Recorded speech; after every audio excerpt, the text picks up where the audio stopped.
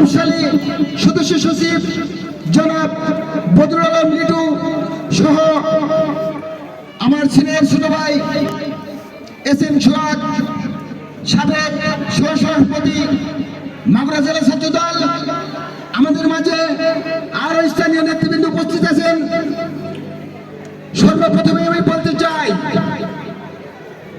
কবির ভাষায় নয়, রিক্ত আমি সিক্ত আমি, দেবার কিছু নাই। হামলা মামলা দিয়েছেন আপনারা, নিয়েছি আমরা, তাই ব্যাখ্যাটুকু পড়ে দিব। শহীদ প্রেসিডেন্ট জিয়াউর রহমান ছিলেন একজন বৃক্ষপ্রেমী, একজন কৃষক প্রেমী, কৃষি বান্ধব মানুষ। তার উদাহরণটুকু সৌদি আরবের সেই মক্কা নগরীতে দেখা যায়। আমরা তার স্মৃতিকে বুকে লালন করি। দেশ মাতা, mother of democracy Begum Khaleda Zia আপসহীন নেত্রী, তার নির্দেশনাকে আমরা মাথায় ধারণ করি। দীর্ঘ 17 বছর আমাদের যে নেতা নির্বাসিত রয়েছেন, এই কুচক্রী মহল, এই ফ্যাসিস্ট শেখ হাসিনার কারণে জননেতা তারুণ্যের অহংকার জনাব তারেক রহমানের নির্দেশনাকে আমরা মাথায় রাখি। সংগ্রামী উপস্থিতি,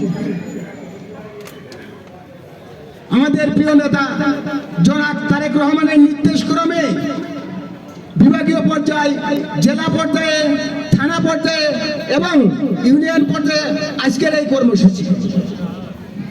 আমি মাঝখানে একটা কথা বলে দিচ্ছি, হামলা মামলা নির্যাতন আপনারা দিয়েছেন, হয়তো শুনে কষ্ট লাগতে পারে।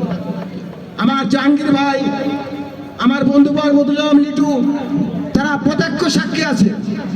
অত্র ইউনিয়নের চেয়ারম্যান ফ্যাসিস্ট সরকারের দোষর মহিত, যার কারণে আমাদের মতন শত শত নেতার লাইফ ধ্বংস হয়ে গেছে।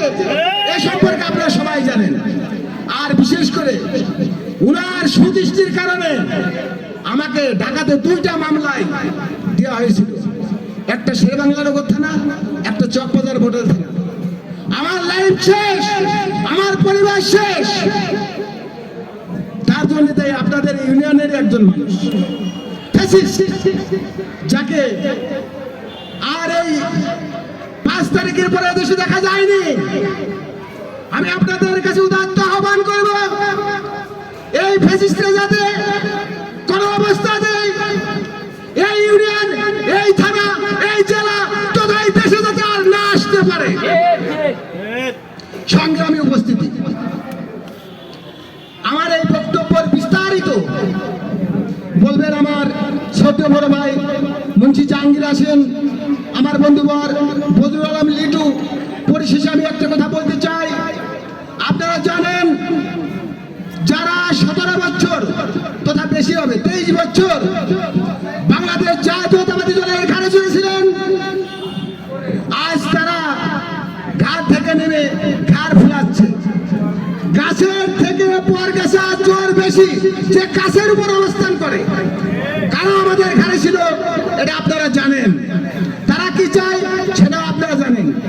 আপনারা সবাই সতর্ক দৃষ্টি রাখবেন, ওই পর গাছে যাতে কোন প্রকার ডালপালা না ছড়াইতে পারে।